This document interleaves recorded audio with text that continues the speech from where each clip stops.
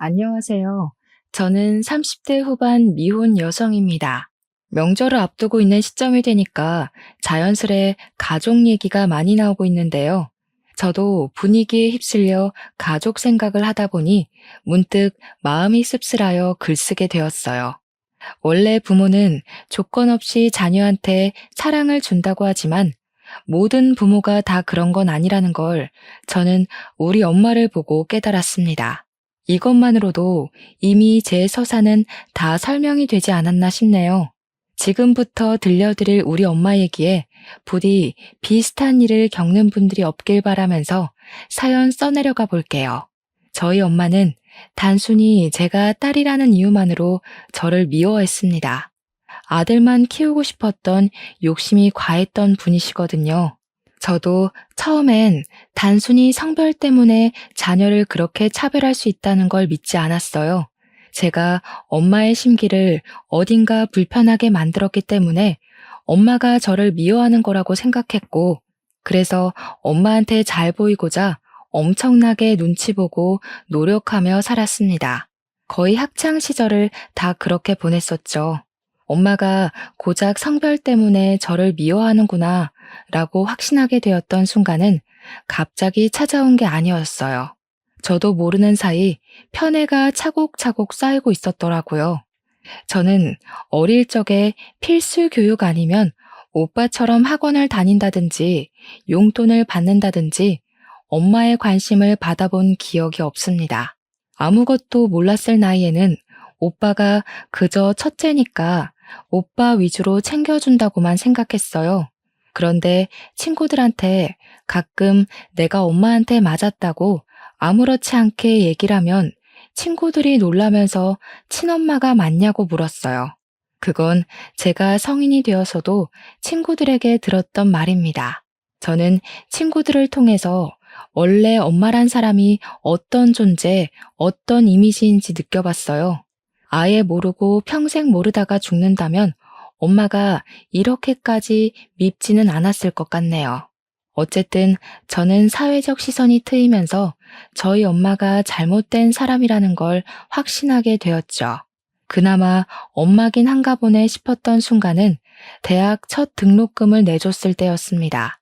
물론 그 이후엔 제가 벌어서 등록금 메꿔야 했지만 엄마가 유일하게 저를 위해서 의무적으로 하지 않아도 될 부분을 지원해 준 거였어요. 저한테는 그 첫 등록금의 의미가 컸었는데 사실 오빠한테는 이런 것들이 별것 아닌 일이었어요. 오빠는 대학도 엄마가 다 지원해주고 자취도 시켜줬거든요. 용돈도 따라주고요. 저는 자취는 꿈도 못 꿨습니다. 집에서 통학하면서 엄마가 시키는 집안일까지 하면서 살았어요. 엄마는 오빠가 원하면 간이랑 쓸개까지도 내줄 만큼 잘해줬는데요. 그런 엄마가 처음으로 오빠의 제안을 거절했던 적이 있었어요. 오빠가 결혼한다고 올케 언니 데리고 왔을 때 분가를 얘기했었는데 그걸 엄마가 절대 안 된다고 반대를 하더라고요. 일단 이유가 올케 언니 집안이 뼈저리게 가난했기 때문이었습니다. 자기 돈으로만 장만한 집에 아들이 아닌 며느리가 같이 얹혀 사는 것이 싫다고 하셨어요. 엄마 말대로 올케 언니 집에서는 신혼집에 보탤 만한 거액이 없는 형편이었습니다. 올케 언니 집은 빚이 없던 적이 없었고 사돈 어른들이 젊은 시절부터 노동하느라 몸이 다 망가져서 일도 못하고 있다고 했어요. 오로지 올케 언니가 사회복지사를 하면서 식구들을 먹여 살리고 있었다는데 솔직히 사회복지사 급여로 새 식구 먹고 살기엔 많이 빠듯하거든요. 그러니까 집도 변변찮은 달동네 같은 데 있을 수밖에 없었어요. 그런 곳은 집값도 옳게 안 쳐주는 그런 곳이었습니다. 올케 언니는 200만 원 조금 넘는 돈으로 부모님 병원비에 식비에 공과금 등등을 혼자 해결해야 돼서 결혼하기까지 모은 돈도 없었어요. 기초수급자 자격은 안 되는데 마치 기초수급자처럼 한 달 돈 받고 한 달 사는 수준으로 살았다고 들었습니다. 올케 언니가 없으면 사돈 어른들은 그냥 길바닥에 나앉을 신세라는 거예요. 그래도 올케 언니 외모가 출중한 편이어서 오로지 올케 언니 외모에 한눈 팔린 오빠가 엄마한테 결혼하겠다고 우기는 바람에 이 관계가 이루어질 수 있었던 겁니다. 엄마는 오빠의 결혼을 허락해주는 대신 합가를 내걸기도 했었거든요. 합가가 조건이 합의되지 않았으면 아마 엄마랑 오빠가 처음으로 대립하는 순간이 오지 않았을까 싶기도 하네요. 아무튼 결혼이 성사되었다고 모든 것이 잘 풀릴 것처럼 잘 된 건 아니었어요. 좋아하는 사람이랑 결혼을 하게 된 오빠는 마냥 좋았을지 몰라도 제가 본 올케 언니의 모습은 좀 불안해 보였습니다. 오빠를 좋아해서 결혼을 하는 것 같긴 한데 집안끼리 너무 수준 차이가 많이 나서 상견례부터 기죽어 있는 느낌이었어요. 그건 사돈 어른들의 모습도 마찬가지였어요. 그런 올케 언니 식구들 앞에서 엄마는 올케 언니 집안을 지적하며 상견례 자리에서도 대놓고 무시했습니다. 옷이 그런 것밖에 없으셨어요? 제가 그래도 건물주인데 건물주 사돈이라고 하기엔 영 체면이 안 사시네요. 웬만하면 저 만날 때만이라도 옷 한 벌 사입고 오세요. 그게 건물주 집안에 대한 예의라고요. 그래도 나름 단정하게 입고 온 건데 사부인 눈에는 영 부족했나 보네요. 죄송합니다. 그래도 우리 딸이 참 모난 곳 없이 잘 컸어요. 부모가 못나서 그렇지 좋은 부모 만났으면 장성을 해입니다. 잘 좀 부탁드려요. 뭐 장성할지 안 할지는 지켜봐야 아는 거고요. 결혼식 온전히 제 돈으로 나가는 거 아시죠? 애들 분가까지는 못 시켜줍니다. 그리고 앞으로 우리 며느리 되라인데 전화 연락은 자제해 주세요. 저는 우리 집에 있었던 일 어디서 말 나오는 거 딱 질색이거든요. 엄마는 사돈들이 가난하다는 이유만으로 쉽게 보는 건지 가리지 않고 막 뱉었어요. 누가 들어도 기분 상할 말이었는데 사돈 어른들은 절대 티를 내질 않았습니다. 딸을 위해서 참는 것 같았어요. 그나마 오빠가 작작하라고 말려서 엄마가 더한 수위를 넘기지 않을 수 있었습니다. 참고로 아빠는 자동차 관련 업체를 운영했었는데 일하다가 부득이한 사고를 당해서 돌아가셨어요. 제가 어릴 때 일이라서 잘 기억은 안 나는데 아빠가 워낙 미래에 대한 대비가 철저한 분이라 노후를 대비해 건물 한 채를 관리하고 있었다고 들었습니다.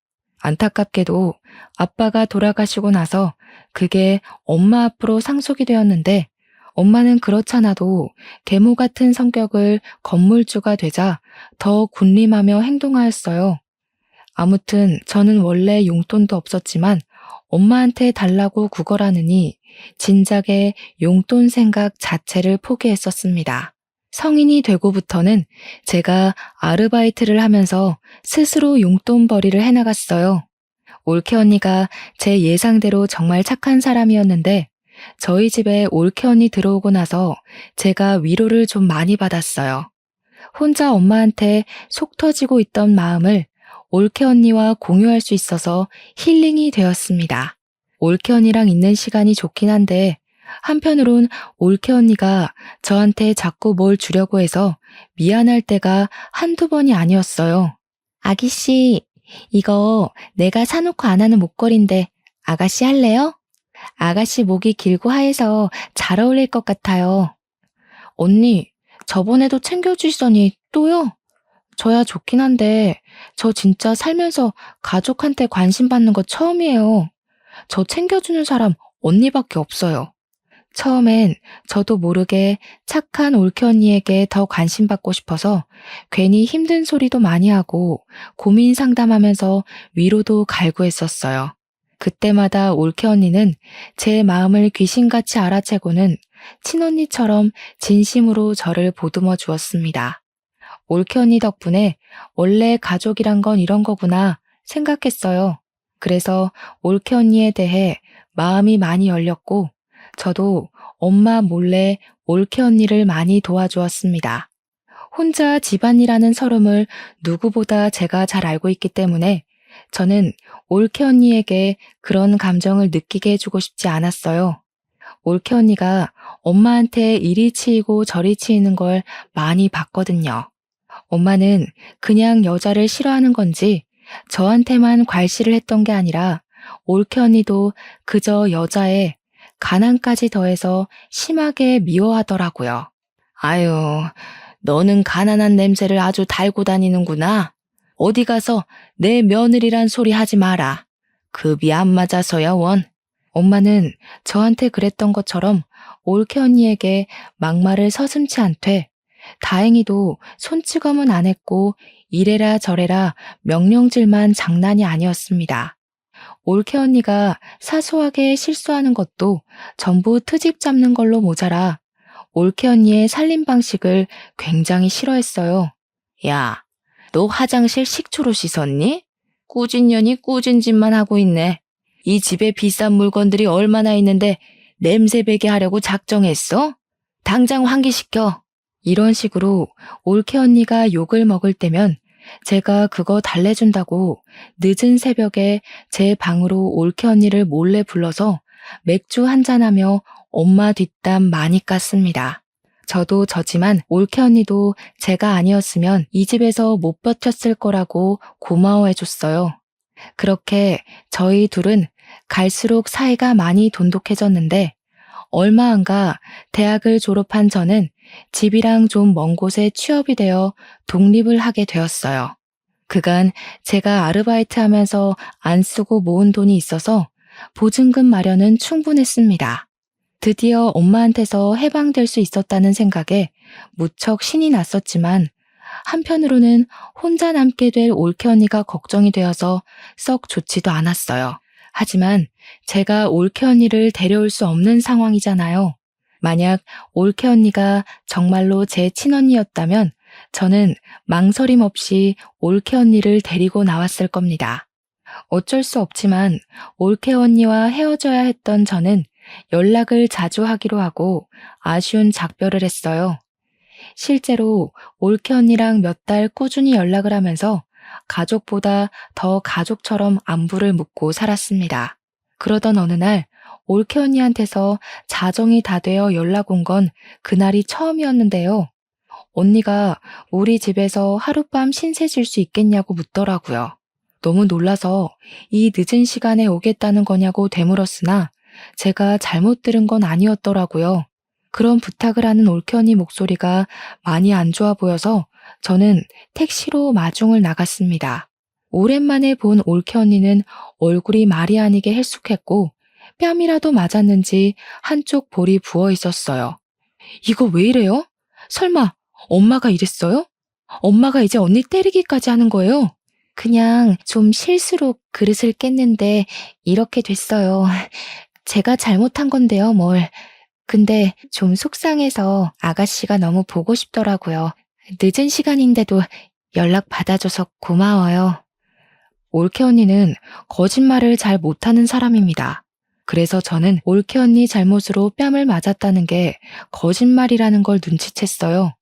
집에 가서 올케 언니랑 제대로 대화를 해보았는데 역시나 올케 언니 실수 때문에 맞은 게 아니었더라고요. 오빠가 올케 언니한테 반찬 투정을 했는지 실수로 접시를 밀어서 그릇을 깨트렸는데 엄마가 그 소리를 듣고 방에서 뒤늦게 나와 확인하고는 냅다 올케 언니 귀싸대기를 날렸다는 겁니다. 한 대가 아니었다는 것은 더 충격이었어요.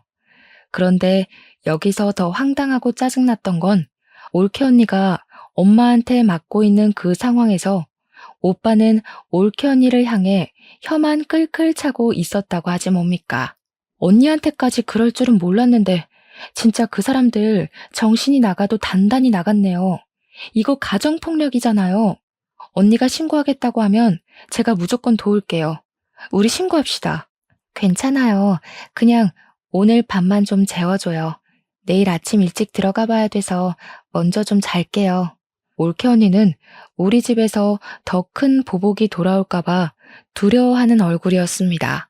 올케 언니가 한 번은 오빠한테 이혼 얘기도 했었다는데 오빠가 그걸 엄마한테 고자질하는 바람에 엄마가 또 올케 언니를 잡아먹으려 했다네요. 우리 엄마 성격에 자기 아들 커리어에 이혼 이력이 남는 게 싫어서 이혼을 절대 거절했을 거란 말이죠.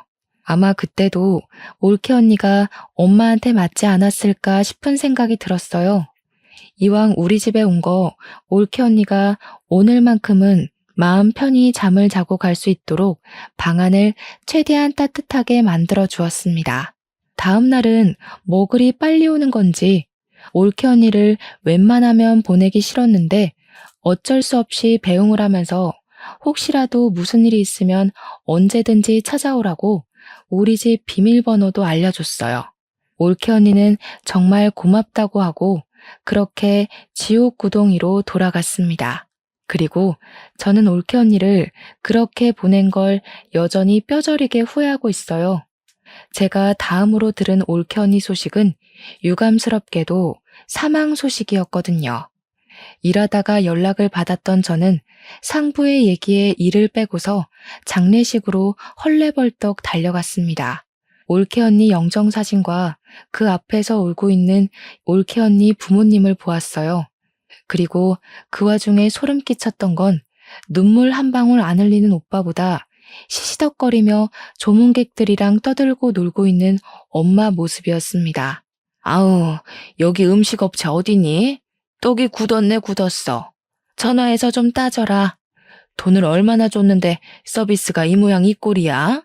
그때는 엄마가 다른 날보다 더 사람 같지 않아 보였어요. 엄마의 망언이 빈소 전체로 퍼지고 있는데도 가난한 집안이었던 사돈 어른들은 이 장례식을 차려준 엄마를 차마 뒤집어 엎질 못하고 있었습니다. 사돈 어른들이 더 분에 받쳐서 올케 언니를 향해 울고 있는 걸 제가 더 못 참겠더라고요. 그래서 저는 그간 어릴 때부터 받아온 차별과 멸시와 편애에 대한 서름을 담아서 엄마한테 달려갔어요. 식탁 위에 있는 육개장 그릇을 들고서 그대로 엄마 얼굴에 뿌려버렸습니다. 이년이 돌았나? 이게 뭐야? 뭐하는 짓이야 이 정신 나간 년아. 진짜 정신 나간 게 뭔지 보여줘? 사람이 이만큼 정신 나가도록 한 게 누군데 이제 하다못해 사람까지 죽였어. 엄마는 살인자야. 엄마가 뭔데 잘 살려고 하는 사람들을 죽여버려.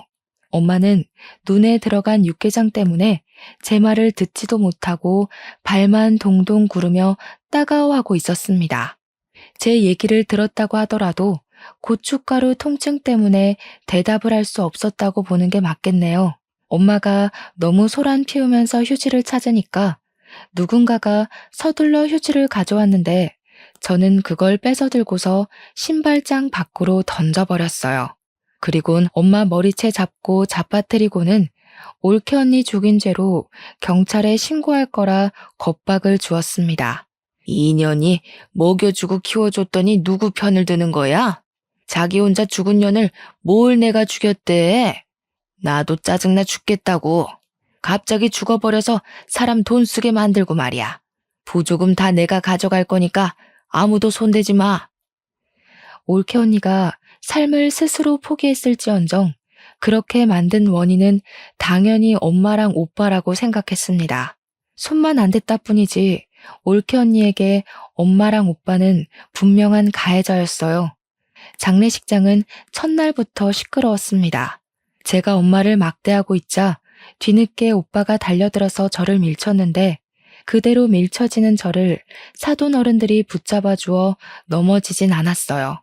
사돈 어른들은 저를 보고서 용기를 얻은 건지 이제야 엄마한테 한 소리를 하기 시작했습니다. 이 악마 같은 사람들, 우리 딸을 감히 총부리듯 부려요? 어쩐지 우리 같은 집안을 사돈으로 받아준다고 할 때부터 이상했어. 우리 딸 이런 식으로 부려먹고 죽이려고 데려간 거지. 어디서 가난뱅이 주제에 건물주한테 큰 소리를 쳐요? 아무것도 없이 쓸모없는 몸뚱이만 들고 시집 왔으면 그 정도는 감당했어야지. 세상에 공짜가 어딨어? 내가 정신 나갔다고 남의 집 거지 새끼를 애지중지하며 데리고 살겠어? 내 딸 입에 들어가는 쌀 한 톨도 아까운 마당에? 엄마는 오빠 덕분에 겨우 눈을 뜨고는 우리한테 삿대질을 하면서 망언을 퍼부었습니다. 그러면서 자기가 차린 장례식장이니 당장 꺼지라고 아니, 올케 언니 장례식 여기서 정리하자고 난동 부리기 시작했어요. 결국 보안 직원 오면서 상황은 정리되었습니다. 보안 직원 지키고 있는 가운데 올케 언니 장례식은 3일을 겨우 보낼 수 있었어요. 엄마랑 오빠 때문에 올케 언니 앞에서 마음 터놓고 울어보지도 못하고 완전 냉전 상태로 장례식을 마무리했습니다.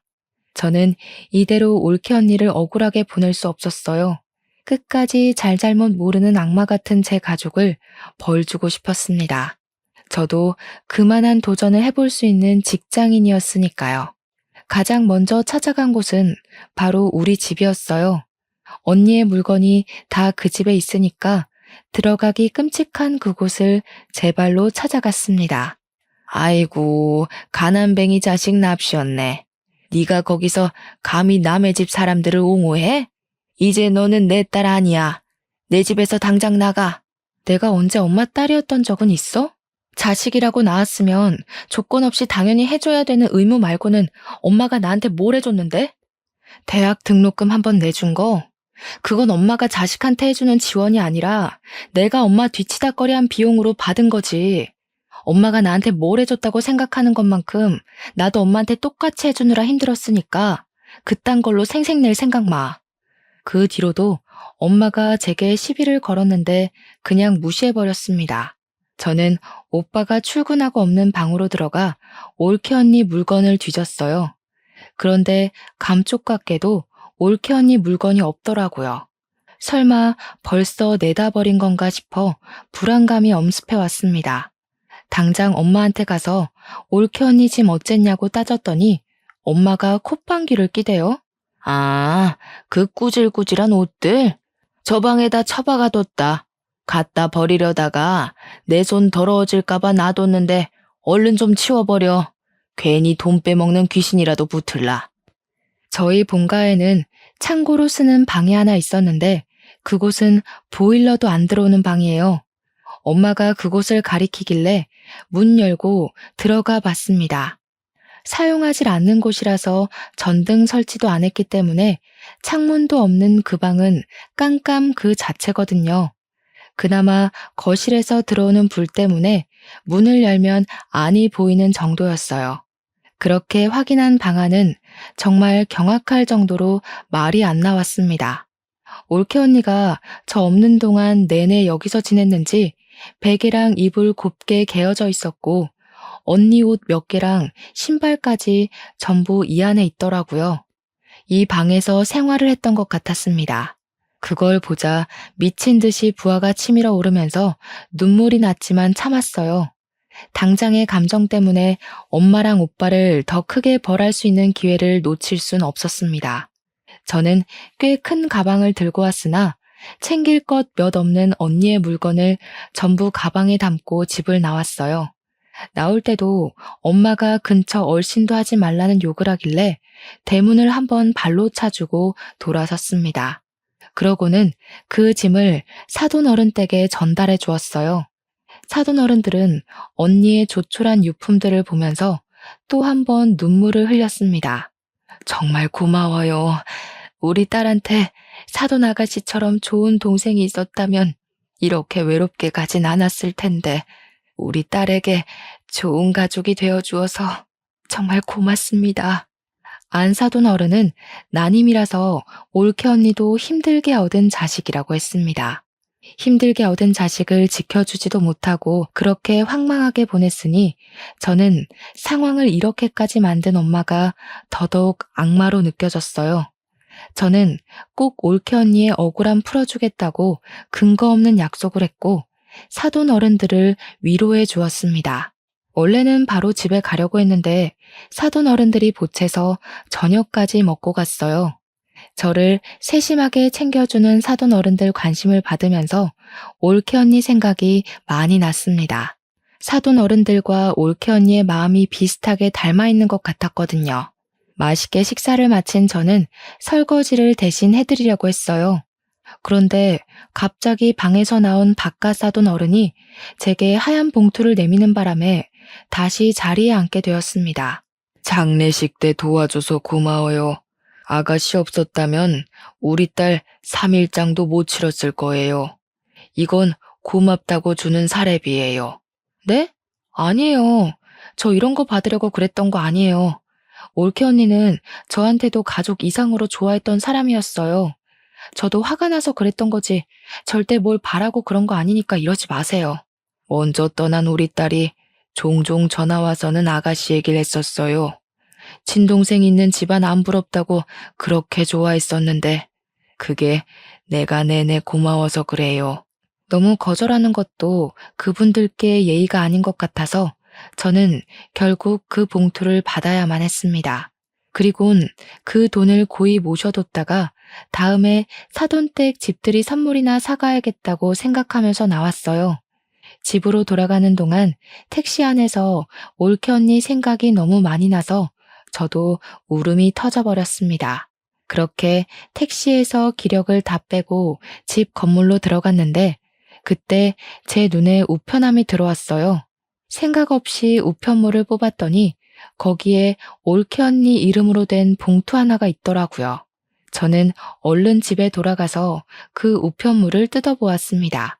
거기엔 웬 USB 하나랑 언니 휴대폰, 병원 진단서, 그리고 언니 유서로 보이는 편지가 있었어요. 내용에는 제게 고맙다는 내용과 엄마랑 오빠가 언니를 어떻게 괴롭혔는지 폭행 장면, 폭언 녹음도 있었습니다. 그리고 중간에 언니가 가출한 것으로 예상되는 녹취도 담겨 있었어요. 가출을 했으면 쭉 도망칠 것이지 왜 며칠만 나갔다 온 것일까? 그게 좀 궁금했는데 그 내용은 따로 설명이 없었습니다. 어쨌든 집으로 돌아온 올케 언니는 다시 시작된 괴롭힘에 괴로워서 결국 스스로 안 좋은 쪽을 선택한 것 같았어요. 그 사실은 언니가 남긴 이 우편물들로만 봐도 정황이 확실한 부분이었습니다. 그리고 유서에는 좀 충격적인 사실이 적혀 있었는데요. 그 안에는 보육원 주소가 적혀 있었고 그게 올케 언니 아기라는 내용이 담겨 있었어요. 오빠의 자식이 맞지만 올케 언니가 일부러 가족들에게 임신 사실을 알리지 않았다고 합니다. 그 문구를 보자 올케 언니가 어느 날을 기점으로 부쩍 살이 오른 걸 본 적이 있었는데 그게 임신 때문이었나 싶은 직감이 왔어요. 그 당시 제가 올케 언니에게 몸매 변화에 대해서 물은 적도 있었거든요. 요새 살기가 편한가 식욕이 자꾸 오르네요. 아무래도 살 좀 빼야 될 것 같죠? 아가씨는 어떻게 그리 날씬하고 예뻐요? 그땐 올케 언니가 제가 묻는 말에 능청스럽게 대답하고 주제를 돌리길래 전혀 눈치를 못 챘습니다. 근데 그게 임신 때문이었다니. 그렇다면 녹화 장면에서 가출을 한 걸로 보이는 그건 출산을 해야 했기 때문이었나 하는 생각이 들었어요.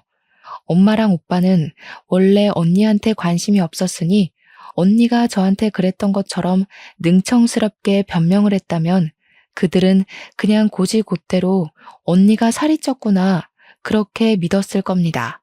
그러니 올케 언니 임신 사실은 당연히 몰랐겠죠. 아무튼 편지에는 올케 언니가 자신의 아기를 부디 엄마랑 오빠한테 알리지 말아달라는 부탁이 적혀 있었어요. 오빠와 엄마의 인성을 알면 저 같아도 그랬을 것 같긴 합니다.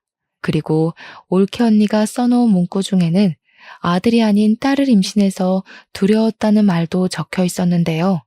아이가 핍박받고 자랄 게 겁이 나 식구들에게 비밀로 하고 보육원에 맡길 수밖에 없었다는 뉘앙스가 있었어요.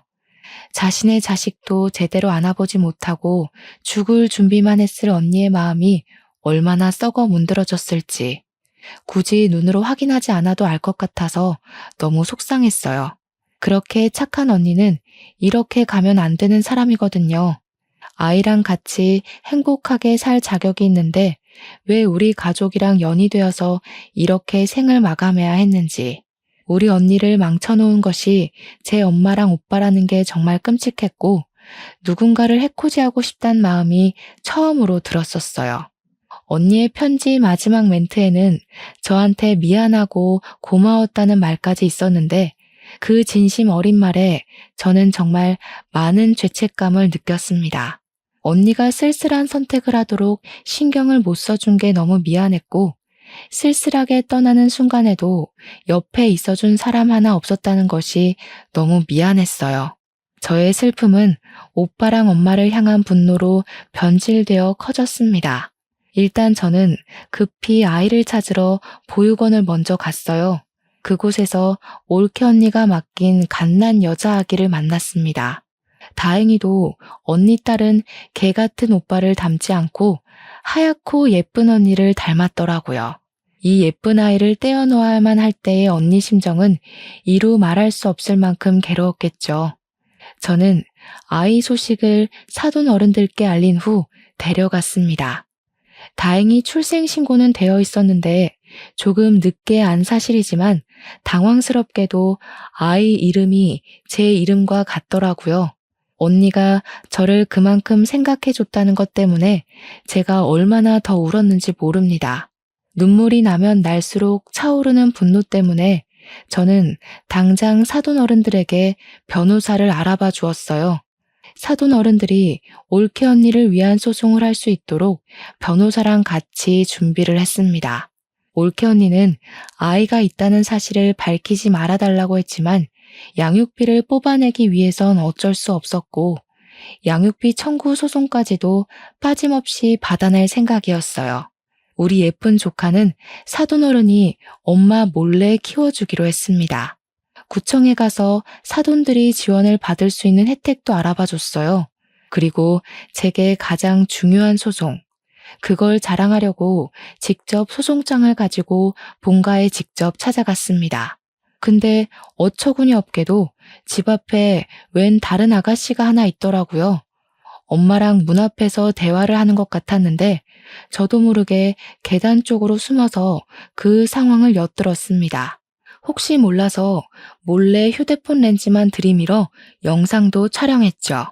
어쩜 이리도 착할까. 우리 아들이랑 너무 잘 어울리는 한 쌍이다. 이제 뭐 필요한 거 있으면 이 시애미한테 얼마든지 말해. 그리고 앞으로는 무겁게 한우 같은 거 사들고 오지 마. 귀한 우리 며느리 손 상할까봐 내 마음이 조마조마하다. 아주 기가 막히지 않습니까? 엄마는 올케 언니 떠난 지 얼마나 됐다고 그새 다른 아가씨를 구해서 오빠 재혼을 준비하고 있었어요. 저는 바로 소송장을 감추고 그 아가씨랑 엄마가 대화를 끝내고 엘리베이터 쪽으로 나올 때까지 숨어서 기다렸습니다. 한 20분 대화가 이어졌을까? 둘이서 사이좋게 인사를 나누고 현관문이 닫혔어요. 아가씨가 엘리베이터 쪽으로 오길래 저도 그제야 제 모습을 드러냈습니다. 제가 먼저 아는 체를 했더니 아가씨가 당황하면서 저더러 누구냐고 묻더라고요. 1001호 집안의 딸이에요. 보아하니 저희 오빠랑 결혼 준비하시는 것 같은데 저희 엄마가 엄청나게 꼬리치고 있는 거 보니까 좀 잘 사시는 분인가 봐요. 네? 어머님이 외동아들 하나 있다고 그랬는데요. 누구신데 뜬금없이 나타나서 그런 말 하세요. 알지도 못하는 사람을 왜 상대해줘야 하는지 모르겠네요. 비켜주세요.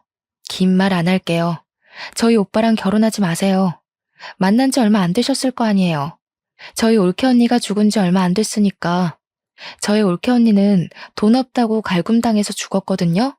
그쪽은 돈이 있는 것 같은데 이제 엄마가 그쪽 돈 빨아먹으려고 갈굼하겠네요. 제 말이 안 믿기시면 가족관계 증명서 가져오고요. 아가씨는 제 말에 당황해서 일단 답변을 못했습니다. 그러다 결국 제가 손에 들고 있던 소송장을 보여줬더니 어느 정도 우리 집안에 문제가 있다는 걸 느낀 것 같았어요. 이 아가씨는 오빠보다 나이 많은 노처녀더라고요. 제 얘기를 믿고 자신과 우리 집안 돌아가는 상황을 설명해 주었는데요. 이 아가씨 엄마랑 우리 엄마는 동창 사이였고 여자 쪽에서 결혼이 더 급한 건지 만난 지 2개월 만에 결혼 약속을 했다고 하더라고요. 만난 지 2개월이면 올케 언니가 죽기 전이란 말이죠. 오빠가 바람까지 피웠다는 뜻입니다. 어쨌든 죽은 올케 언니가 오빠와 혼인신고를 안 했기 때문에 그 아가씨는 오빠가 결혼을 했었던 유부남이란 사실도 모르고 있었어요. 저는 더더욱 그분에게 이 결혼 절대 하지 말라고 신신당부를 했습니다. 그러자 아가씨가 당황하더니 사실 이번 주 주말에 상견례 날짜가 잡혀 있다고 하더라고요. 엄마는 저를 아예 가족에서 배제하기로 작정했나 봐요. 딸이 있다는 사실도 안 알리고 오빠가 상견례 한다는 사실도 알리지 않은 것 보면 말이죠. 뭐 이런 정황만 봐도 유부남인 게 들킬까봐 그런 게 뻔하네요. 오히려 잘 됐다고 생각했어요. 저는 아가씨에게 그 상견례 장소랑 시간만 알아내서 깽판 치러 찾아가기로 계획을 바꿨습니다. 그렇게 예고 없이 들이닥친 상견례 자리에서 엄마랑 오빠는 제 얼굴을 보자마자 하얗게 질려버렸어요. 아가씨는 이미 자기 가족들에게 제가 깽판 치러 올 걸 알렸는지 엄마랑 오빠만큼은 놀라지 않더라고요. 저는 가져온 소송장을 아가씨 식구들에게 전부 보여주었습니다. 그리곤 당신 딸이 만약 이 결혼을 한다면 죽은 올케 언니 꼴 날 거라고 낱낱이 알려주었어요. 그리곤 오빠가 혼인신고는 안 했을지언정 사실 결혼을 한 유부남이라는 사실도 밝혀주었습니다. 심지어 올케 언니가 시모의 갖은 핍박과 폭언에 더 이상 살고 싶지 않아 스스로 목숨을 끊겠다는 내용의 비디오 영상까지 보여주었죠. 그곳에는 엄마가 올케 언니를 함부로 대하는 장면이 노골적으로 담겨 있었어요. 근데 여기서 돌아가는 상황을 알고 보니 아가씨 집에서 이미 엄마한테 명품백을 몇 개 해줬나 보더라고요. 게다가 엄마가 건물주 신분을 내세우면서 예단비로 1억까지 요구한 상태였고요. 새 사돈 되시는 분은 저렴하기 짝이 없는 엄마의 행실에 결국 화를 참지 못하고 자리에서 일어났습니다. 그리곤 식탁 위에 있는 따뜻한 차를 엄마 얼굴에 뿌려버리는 거 아니겠습니까? 우리 딸이 어제 그런 말 할 때는 그래도 동창이니까 네 말을 믿었어. 근데 이런 시궁창 과거를 속이고 감히 우리한테 돈까지 바래? 우리 딸은 또 뭐라고 괴롭히면서 죽일 작정이었니? 네 아들보다 나이 많다고 종살이 시킬 생각이었어? 화딱지 나서 못 참겠네. 너 내가 고소할 테니까 두고 봐. 알고 보니 오빠 재혼에 필요한 예식장과 신혼집에 들어갈 가전제품, 신혼집까지 전부 다 아가씨 집안에서 돈을 다 대준 거더라고요. 마치 올케 언니가 우리 집 올 때 우리 집에서 신혼살림 다 대준 것처럼 말이죠. 뭐 올케 언니는 분가를 한 게 아니니까 사실상 그렇게 뭘 많이 해줬다고도 못해요. 지금이야말로 뱉어낼 게 많아진 엄마가 큰일 난 셈이었습니다. 화가 난 아가씨 엄마는 자기가 들인 돈 다 뱉어내라고 소리를 빽 질렀고 당장 사기죄로 신고할 거라며 변호사를 찾으러 자리를 박차고 나갔습니다. 엄마가 나가는 친구를 잡으려고 급하게 따라붙었지만 자기 친구한테 귀싸대기만 맞았을 뿐이었어요. 아가씨 엄마가 돈이 더 많으니까 엄마가 정말 꼼짝도 못하더라고요. 엄마는 그 성질 못 참고 화살을 제게로 돌렸는데요. 엄마가 제 머리채를 잡는 순간 마침 경찰이 들이닥쳤어요. 사실 제가 경찰에 미리 신고를 하고 이곳을 찾아왔거든요. 잘 됐다고 아가씨 엄마도 나가다가 경찰을 마주친 건지 다시 돌아와서는 당장 이것들 다 잡아가라면서 사기꾼들이라고 삿대질을 했어요. 엄마랑 오빠는 찍소리도 못하고 그대로 연행이 되었습니다. 아가씨 엄마는 결혼 준비를 위해 낭비한 금액인 1억을 손해배상 청구했어요. 엄마랑 오빠는 징역까진 안 받고 거액의 위자료를 덤터기 맞는 걸로 판결이 내려졌습니다. 이미 그것만으로 건물이든 집이든 하나는 내놓아야 되는 상황이라서 엄마가 굉장히 화났을 겁니다. 그래서 그런가 우리 집을 찾아와서 대문을 발로 차고 난리더라고요. 문 열기는 싫고 인터폰 켜고서 꺼지라고 한마디 해줬더니 엄마가 초인종에 대고 쌍욕을 하는 거 아니겠어요? 내가 너를 낳는 게 아니었는데 진짜 너는 집안의 수치다. 어떻게 한 번도 엄마 인생에 쓸모가 있던 적이 없냐? 2년 때문에 지금 얼마를 손해봤는지 알아? 거지 같은 사돈댁 챙기면서 멋대로 살 거면 영영 나타나질 말던가. 왜 우리 앞길을 망쳐? 고작 이런 걸로 망했다고 횡포 부리면 안 되지. 사돈어른이 양육비 청구도 했어. 이번만 돈 나가는 게 아니라 지금부터 한 20년은 보내줘야 할 거야. 엄마가 건물주라서 양육비 액수도 크게 잡히더라. 어? 뭔 개소리야. 양육비가 뭔지 모르니? 네 오빠랑 죽은 년 사이에 아무것도 없었는데 무슨 수로 양육비를 청구해? 아, 뭐 그새 애라도 하나 입양했나 보지? 그런데 어쩌니? 혼인신고 처리 안 돼 있어서 그 애는 우리 아들이랑 상관이 없는데. 이렇게 멍청한 것도 엄마라고. 고지 곧대로 당하고 산 게 억울하네. 오빠한테 사실 딸 있었어. 올케 언니가 그 집안에서 애 키우면 피 말라 죽을까봐 숨겨두고 있었거든. 조만간 유전자 검사 결과 우편으로 갈 테니까 따질 거면 꼭 확인하고 따져. 아이 소식은 다소 당황스러웠는지 제 말이 끝나도 인터폰 안에서 아무 말도 안 들려왔어요. 거기다 대고 저는 한마디 더 해줬습니다. 딸도 있는데 또 오빠 재혼시키면 내가 평생 따라다니면서 네 아들 혼삿길 다 망쳐놓을 거라고 경고를 날렸죠. 저는 그걸 마지막으로 엄마랑 오빠와 대면한 적이 없습니다. 변호사에게서 소식만 전해 듣길 엄마는 위자료랑 소송 금액 그리고 벌금을 내기 위해서 자랑스럽게 떠벌리던 건물을 팔았다고 했어요. 그나마 살고 있는 집 하나는 지킨 것 같더라고요. 물론 그것도 어떻게 될진 모르죠. 양육비를 20년이나 줘야 하는데 과연 오빠 급여 하나 가지고 생활비에 양육비에 사치 쩌는 엄마 용돈에 감당이 될지 모르겠네요. 저는 20살 때부터 가족의 도움 없이 저 혼자 돈을 마련했기 때문에 그들이 망하든 말든 상관이 없었어요. 그들 인생 망쳐놨으니 이제는 그저 사랑스러운 조카를 보는 낙으로 지낼 뿐이었습니다. 조카는 하루가 달리 예쁜 모습을 자랑했는데요. 올케 언니랑 전체적인 느낌이 닮았으나 가장 닮은 게 웃는 얼굴이더라고요. 조카가 웃을 때마다 언니 생각이 나서 한 번씩 마음이 저려요. 그래도 떠난 언니가 이제는 마음 편히 발 뻗고 잘 수 있게 제가 조카를 평생 책임지고 보살펴 줄 생각입니다. 예쁜 것만 보여주고 싶고 걸을 수 있는 나이가 된다면 그때부터 언니가 있는 곳에 함께 데려갈 생각이에요. 조카가 엄마의 얼굴은 알면서 자랐으면 좋겠거든요. 혹시나 아빠를 물어본다면 저는 숨김없이 말해줄 생각입니다. 물론 그건 조카가 그 정도의 아픔을 감당할 나이가 되면 말이죠. 이제 그만 그들 신경 안 쓰고 잘 살 수 있겠지 하고 마음 놓던 시기에 뜬금없이 오빠한테 연락이 온 적이 있었어요.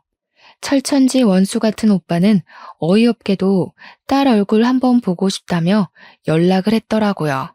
그 말을 듣는데 더 들을 것도 없이 화가 나서 저는 오빠한테 바로 미쳤냐고 절대 싫다고 거절했습니다. 오빠가 아빠 자격이 있다고 생각해? 언니가 오죽 겁이 났으면 임신한 사실도 숨겼겠어. 출산도 몰래 집 나가서 혼자 해결하고 몸 회복도 안 됐는데 집에 돌아와서 또 괴롭힘 당했어. 언니가 그렇게 괴로울 동안 오빠는 뭐 했는데? 오빠는 엄마랑 뭐 다를 거라 생각해? 오빠는 그냥 조카 양육비만 다달이 보내면 돼. 그게 내가 오빠한테 봐줄 수 있는 유일한 아빠 노릇이야. 오빠는 제 경고에 아무런 말도 하지 못했습니다. 그제야 자기도 잘못한 걸 뼈저리게 느낀 건지 다행히도 성실하게 양육비를 보내주곤 있어요. 만약 안 보낸다면 제가 또 가만히 있지 않을 겁니다. 엄마는 여전히 반성도 없어요. 오빠가 가끔 문자로 엄마 감당하기 힘들다고 연락이 오는데 엄마가 정신 나가서 그런가 이젠 아들한테도 성질을 부리나 봅니다. 저러다가 그나마 있는 아들 하나한테도 버림받아봐야 정신을 차리는지 모르겠네요. 제가 조금 더 빨리 철이 들고 사회에 대해 잘 알았더라면 올케 언니를 우리 오빠랑 결혼시키지 않았을 텐데 이건 아마 제 평생의 후회로 남을 것 같습니다. 그 사실 때문에 사돈댁에 더 자주 찾아가긴 해요. 마치 본가를 찾아가듯 마음 편한 걸음으로 주말에 한 번씩은 갑니다.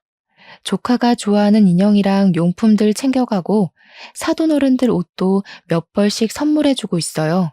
제 급여가 떵떵거릴 만큼 많은 건 아니지만 용돈을 딱히 쓸 데도 없고 또 사돈댁이 제게는 본가 같은 기분이 들어서 그렇게 하고 싶더라고요.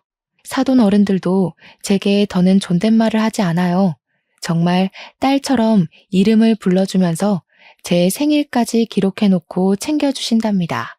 이런 게 남들 다 누리고 있는 가족 사이라면 저는 아마 사돈댁과 계속 이런 연을 이어갈 것 같아요. 비로소 소중한 사람들과 화목하게 사는 것이 무엇인지 느끼고 있는 요즘입니다. 글이 길었죠? 변변찮은 내용이었을지 모르겠지만 긴 글 들어주셔서 너무 감사합니다. 날이 많이 따뜻해졌는데 우리 모두 가족들과 나들이 다니면서 소중한 추억 많이 만듭시다.